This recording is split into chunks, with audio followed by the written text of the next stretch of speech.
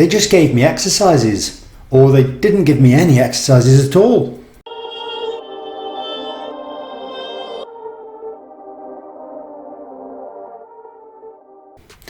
So these are two things I hear regularly.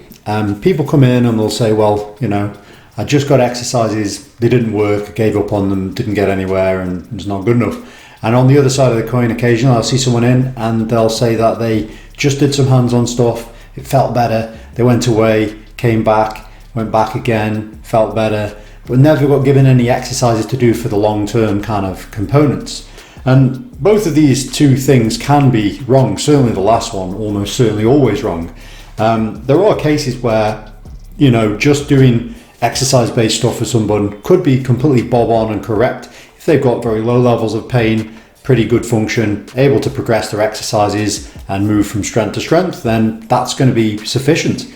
If someone's in agonizing pain and can't get off the floor, then it's possible that you may need to do some manual therapy or some hands-on type sort of components to enable to short-term lower that pain level to then enable that progression to exercise. But to just do hands-on isn't going to be enough in anyone's case, really. So my opinion really is that, a bit of both is probably the right approach. And what we're looking at today is research on this subject matter. So in this case, they were looking at neck pain, and they were looking at comparing manual therapy against therapeutic exercise, which is obviously exercise given for a therapeutic reason. So there were three groups. There was the manual therapy only group, the therapeutic exercise only group, and they also had a placebo group as well. Now it was chronic non-specific neck pain, and they were looking at the short term and the medium term for both pain and for function and disability. Now all groups improved with pain and with function, therefore disability. But what was interesting when they delved deeper into this, they found that manual therapy had a quicker effect on pain relief. So it was affecting pain faster than therapeutic exercise did. On the converse of this, they found that therapeutic exercise had a faster effect on function and disability, therefore.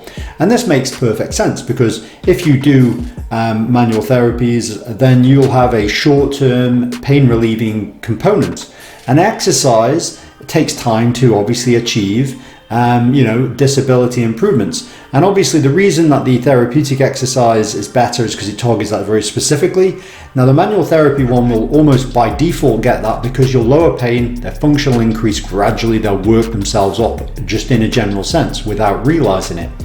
So this shows you though that obviously these were done in isolation, but if you combine both of these two things together, then you may well achieve a more optimal outcome. You'll be lowering the pain, you'll be pushing them forward with the therapeutic exercise, and I would say that it's an opinion based on what I believe that actually doing another group in this study where you combined it may well have turned out to be even better than the two isolated groups.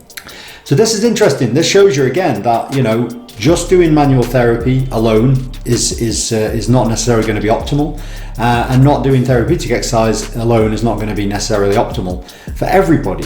For some people, yes, probably is. But it shows you both are effective. But if you're looking for long-term solutions, it's probably better to be looking at therapeutic exercise, definitely. Short-term relief from the manual therapy. But it does show you that in chronic neck pain sufferers, both of these two things do work, they're both viable, but in my opinion, I believe a combination approach would be better. So anyway, that's it for this video, and I'll see you next time.